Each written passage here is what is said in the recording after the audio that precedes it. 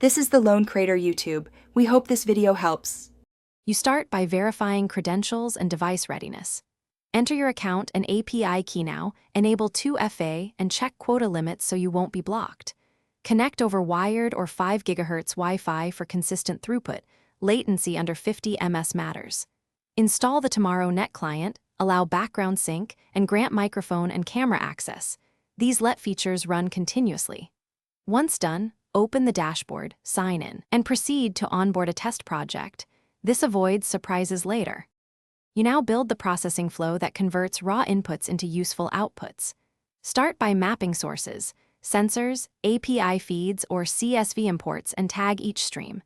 Then create a pipeline, filter bad records, normalize fields, enrich with lookup tables, and push results to the queue. Configure concurrency and fault handling. Set worker count, retries, and exponential backoff to avoid overload.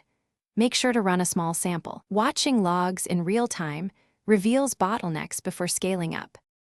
You finish by deploying, validating, and locking down the system. Deploy to staging first, run end-to-end tests, and then promote to production when results are green. Turn on monitoring, alerts, and rate limits. Enable automatic rollback for failed releases to protect users. Finally, document runbooks, rotate keys into a vault, and schedule daily audits to catch drift. If something breaks, check logs for rate limit errors and worker saturation.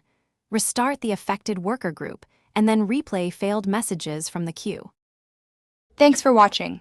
Consider subscribing if we helped you.